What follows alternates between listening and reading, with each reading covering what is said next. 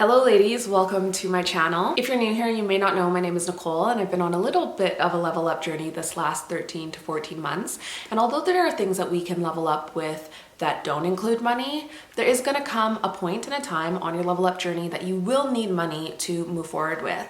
And some of us choose to acquire money through marriage and relationships. Some of us choose to acquire more money and wealth through the jobs that we do, and some of us have been born into it. Now, with that, I've been loving going through this book with you this past few weeks, talking to you all about old money and the secrets to living better while spending less. Because one of the things that I'm learning about old money is that even though they have money, they're very wise about how they spend their money and where they spend their money. So if that sounds like your cup of tea, I'd be so honored if you press subscribe and join this little community where we talk about leveling up, femininity, elegance, and old money. Do make sure to press that like button as well if this is a topic that you're enjoying.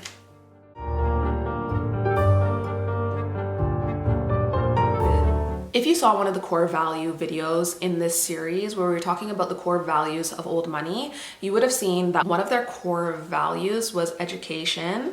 And with that, that is also going to dictate where they choose to live. So let's talk about some of the things that you'll find old money doing when it comes to their housing situation. So old money tends to seek out financial independence first. So they're not going to be the type of people that go get a extortionate mortgage. You'll also find that old money lives very below its means. Like, think about it. These people got to be old money by doing something different than the average person did. And then they're reaping the benefits, and they're often living off of those benefits that they reaped. Old money will often choose a neighborhood first and then the house second. So if they find a neighborhood that they like and that house is smaller, they will still choose that based off of the neighborhood as opposed to going to a maybe not so desirable neighborhood and getting a way bigger house. As mentioned, old money is going to take the schools in their neighborhood into consideration if they have children. Now, one of the biggest takeaways that I took from this chapter, I had to write it down for you, and it says, old money has a small percentage of its overall net worth invested into a primary residence because a primary residence is not an income producing asset. Think about that for a second. This is why it doesn't really make sense in today's day and age when you see people that are taking out second mortgages on their house, because that isn't a income producing asset. The first thing old money looks for in a residence is safety. Is the neighborhood safe? Is the building safe? Are the water and gas sources and systems safe? The second thing old money requires is that the dwelling be affordable. Is the monthly expenses for this place, rent, utilities, and any associated fees within the budget? The third thing old money requires is cleanliness. This means keeping the living space and its surroundings clutter-free and hygienic. The fourth thing old money considers is the neighborhood. Are schools a factor? Is transportation convenient? What is the commute to work? What businesses and services are in the area? Is there a park, a museum, a library nearby? Emotions are not part of this decision-making process. Plush carpeting, modern appliances in the kitchen, a great view, or a swimming pool for tenants mean nothing. Functionality and affordability are the key elements when old money selects a residence. So if you're new to this channel, you may not know that I'm Canadian, but I now live in the UK, and I still do have a house in Canada. Now, at the time when I bought the house, I was really young. My grandmother had just passed away and I was living with her. And so when I went to buy my house, I definitely bought my house in a rash way. And there was a lot of emotions that went involved to that purchase that I definitely would change if I was making that purchase now. Now, if you're like me and you heard in this book, they were saying to rent first as opposed to buying, I feel like if you are middle class, that goes against everything that you've heard. You keep on hearing, get on the property ladder and rent is so expensive. And it's hard to get out of that loophole of paying extortionate amounts for rent when your mortgage would be way lower.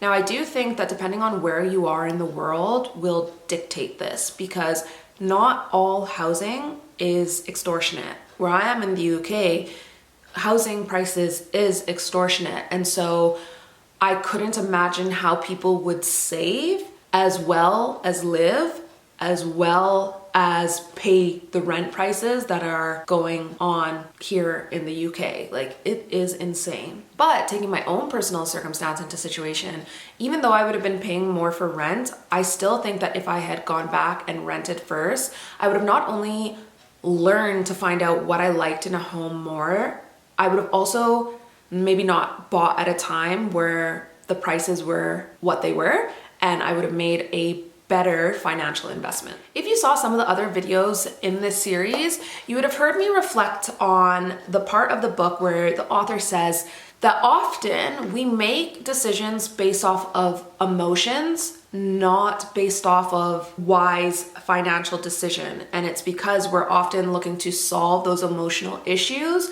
with a financial decision. And as I mentioned, with my personal experience of buying a house, I definitely can look back on it and see how I did exactly that. The area that I chose isn't a desirable area, and so now when I'm looking at potentially selling it, the price of the property has gone down because it's not the most desirable area. Equally, I chose a size of the house. Literally everything in this book I did. Like, what they say not to do, I did. And that is what is making me bring this series to you, because when I read this book the first time around, I could see the value and the knowledge in what they were saying.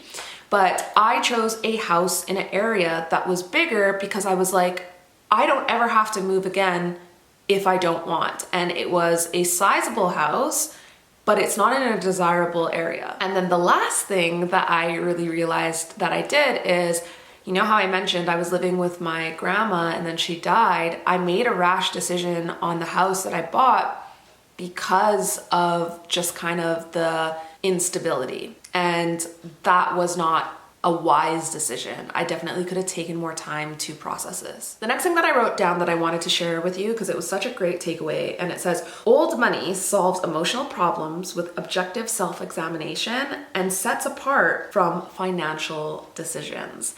And I think that's definitely where I could have adjusted the decisions that I made in purchasing my first home. Now, my husband has a very similar experience to the house that I'm in right now. Some of the decisions that he made when he was purchasing this house definitely didn't serve him, but then some of them they did. And I think this is where I am passionate about sharing the things that I'm learning on my level up journey, is that I wish I knew these things before I made these decisions. So if you are younger and you haven't gone through these seasons of life yet, I hope that you're finding that this serves you.